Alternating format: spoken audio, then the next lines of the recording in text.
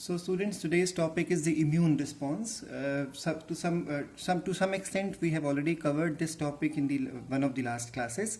The immune response is of two types in the human body. One is with the help of the antibodies, and the other one is with the help of the cells which are not capable of synthesizing and secreting antibodies. So they generally function in different manner. The easiest manner is phagocytosis.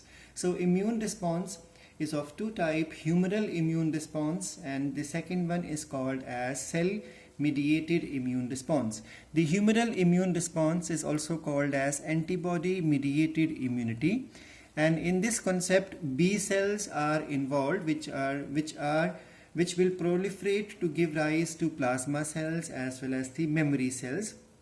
And the cell mediated immunity is also present in the human body and responsible for its response is because of the T cells.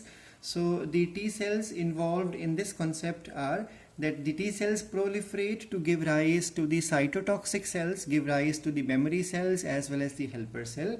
So if you recollect the topics which we covered in the last class, in the last one of the last classes was this concept that the lymphocytes, that means the cells involved in the immune response, are either the T cells or the B cells, and then these lymphocytes, B cells responsible for humoral immunity, T cells for the cell mediated immunity, and then whenever the B cell encounters the antigen or whenever the T cell encounters the antigen, and meeting the antigen causes the B cells and T cells to proliferate, that means to divide, and then to differentiate. Division here means cell division, and then differentiate. Now once the B cell differentiates, they differentiate into two types, memory cells and the plasma cells. Plasma cells are also called as the effector cells. So the memory cell is basically for future response to occur in the similar manner, but the B cells which become plasma cells, they synthesize and secrete antibodies. And now how exactly the T cells function? Whenever a T cell meets the antigen, they proliferates and then they differentiate into memory cells. This will be again for the future because memory cell will keep the memory of the immune system how to recognize the particular antigen or microorganism. And the helper T cells are those which produce lymphokine. This concept I asked in the assignment also.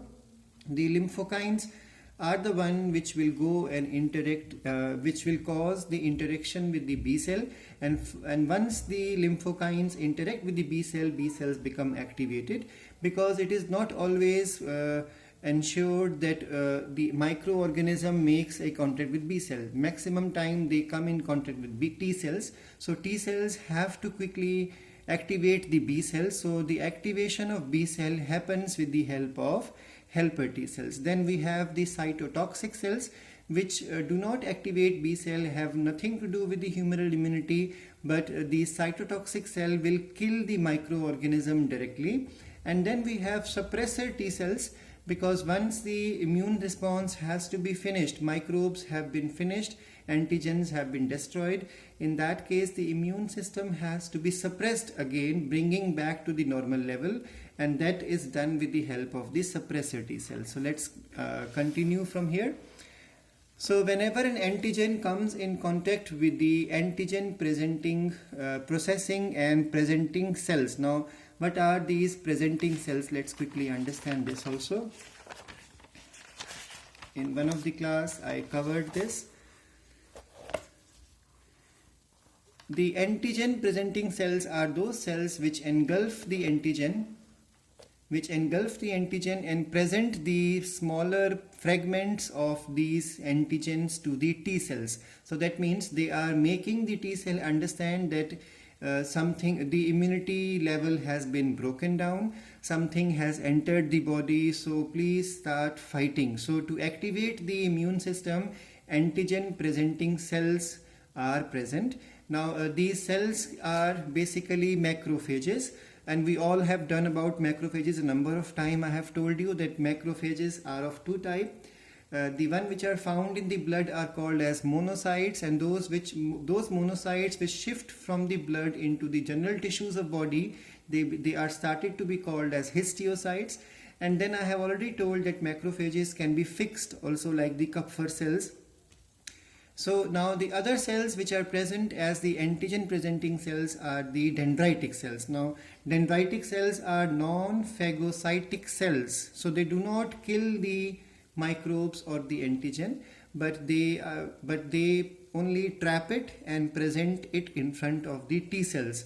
So these cells are non-phagocytic, and they are present in the skin, they are present in the lymph nodes as well as spleen. So whenever any microbe enters or make contacts with the human body, the antigen would be trapped by the dendritic cell, which will not destroy it by phagocytosis. It will only take it to the T cell and ensure immune systems become activated.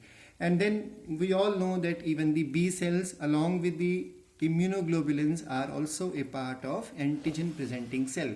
So once an antigen makes a contact, for example, with the dendritic cell, which is present in the spleen or in the lymph nodes, or otherwise you can say even on the skin of the human, so the dendritic cells will interact with the antigen, and now what will happen, these dendritic cells will take the antigens towards the various cells which are part of the immune response. So though the cells which are activated now are the plasma cells, cytotoxic cells, and the helper cells. So what exactly happen is, now the cytotoxic cell is the cell which is responsible for cell mediated immune response. So they are not responsible for antibody formation. They will trap the microbe, they will trap the antigen and kill the system, so that there is no disease developed in the human body.